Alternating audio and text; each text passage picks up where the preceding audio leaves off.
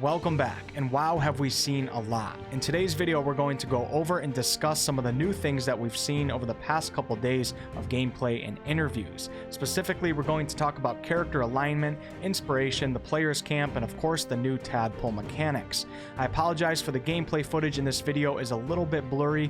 Larian Studios' recent stream I think was a little low on the bitrate setting, so it's not the most clear footage ever, but it's better than old footage. If you guys are new to this channel, welcome. I've done over 40 Baldur's Gate 3 videos up to this point. I've got lore playlists, class guides, all that good stuff, and I would love to see some of you guys on a future video. Links to my Twitter and Discord will be below, but first, a message from today's video sponsor, Viagra.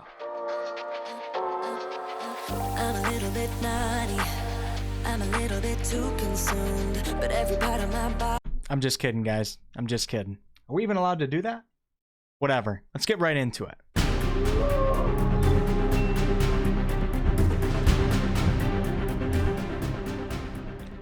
Let's start off with alignment. As many of you know, initially there was not going to be an alignment system for this game. Well, not the traditional D&D one. It was more of a general thing where you could do good or bad things and the world might react in different ways to your actions. And while this is still true in many ways, an official alignment system has now been added and you will be choosing your alignment during character creation. We're not sure if all of the D&D alignment choices will be in the game, but as of now there will certainly be some of them. The 9 alignments in Dungeons & Dragons are lawful good, neutral good, chaotic good, lawful neutral, neutral, chaotic neutral, lawful evil, neutral evil, and chaotic evil.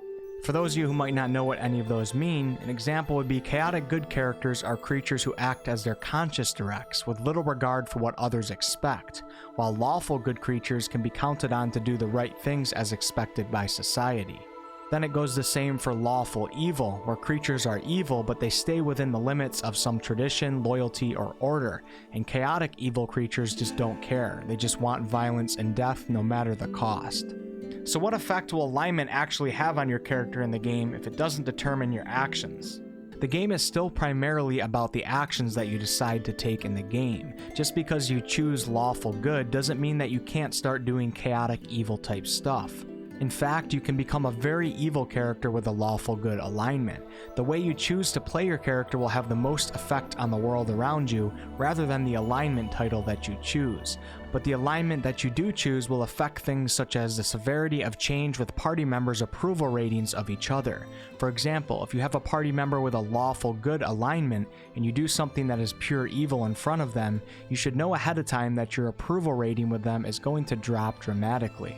While a character who is neutral, if you do something evil, it might stay the same, it might not, and a character that is of the evil alignment, your approval rating might go up. If your approval rating drops too low, you risk losing party members, for they will likely leave, but that's the best case scenario, for they also might try to kill you while you sleep at camp. That's all we know about the alignment system up to this point, and of course as time goes on it may change. Now let's talk about a mechanic that we didn't see before in the game called inspiration.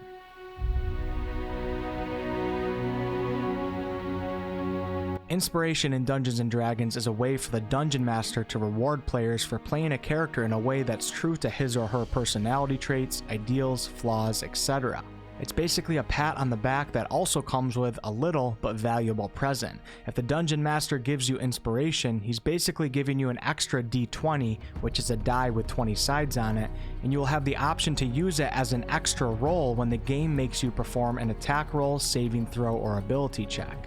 Inspiration has been added to Baldur's Gate 3 and we actually get to see it being used. If you notice, when the player is presented with an ability check, after they roll their first die, if they have inspiration, they will be presented with the roll again option. This is your inspiration. If you decide to use your inspiration, you get to roll that extra d20 to hopefully give yourself a better roll this time, further increasing your chances of success. How the game will reward you with inspiration, we're not really sure yet, but I'm certain that Larian will come up with some creative ways. Basically, in Baldur's Gate 3, the game is the Dungeon Master, and with the addition of inspiration, in some ways, you'll have an approval rating with the game itself. You cannot have multiple inspirations, only one at a time if you're lucky enough to even have it, and it's possible that you might be able to give that inspiration to another party member, but that is not confirmed yet. Now let's talk about the player's camp. This will be a big part of the game and everyone will be going there, probably quite often, otherwise your characters will become kinda useless over time.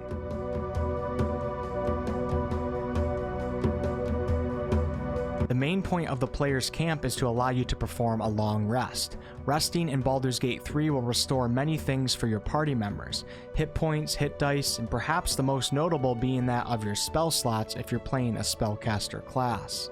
A long rest will restore those spell slots, which are basically the limited resource pool that you need to draw upon to cast many of your spells. We learned that you cannot go to your camp and take a long rest if you're in an unsafe area. In this case, you'll either not rest at all or possibly do a short rest. We got to see Sven attempt to go to the player's camp, but a menu screen pops up and tells him the area is not safe, and then it asks if he would like to take a short rest.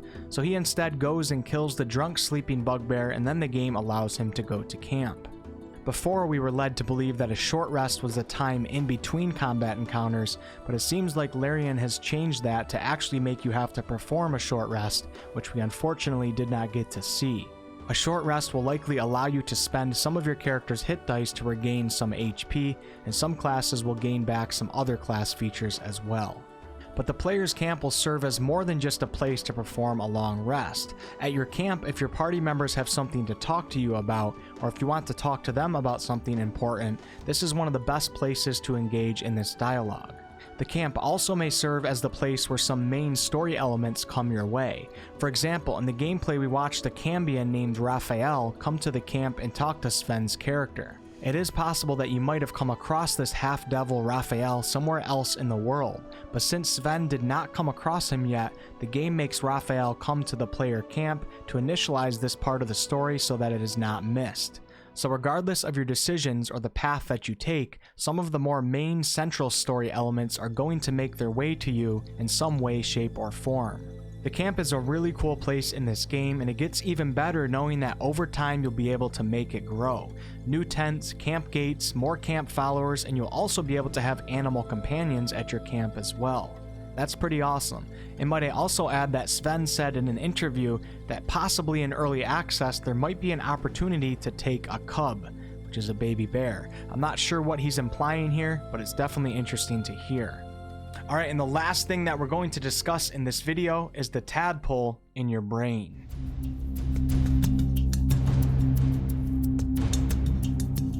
In Baldur's Gate 3, the plot begins with your player as well as other party members having a tadpole in their brains. Tadpoles are basically baby mind flayers, and given time they will devour their host's brain and transform them into mind flayers themselves. We're not exactly sure what the tadpoles will be doing in Baldur's Gate 3, there seems to be a lot of mystery around it.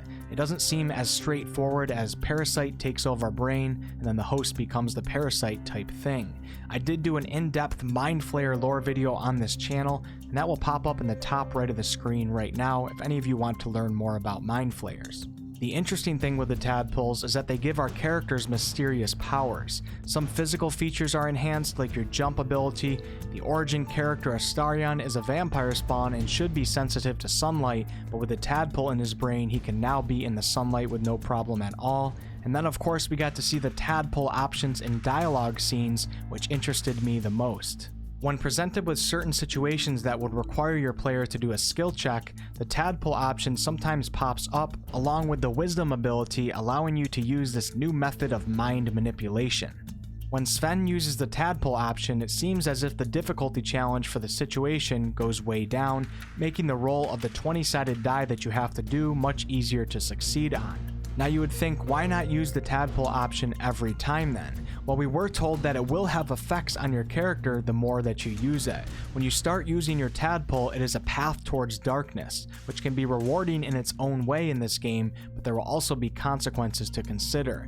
It sounds like the more that you use it, the more you're giving in to your dark side, or something like that. Very interesting. Alright, that will be it for today's video. There's so much more to talk about, and I'll get into everything as time goes on. Let me know what you guys think about the alignment system being implemented into the game.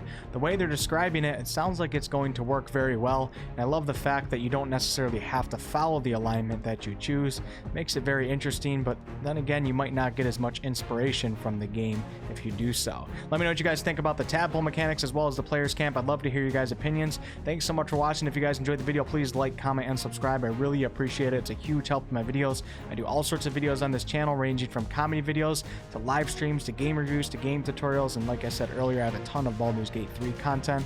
Looking forward to seeing some of you guys on a future video. Until next time.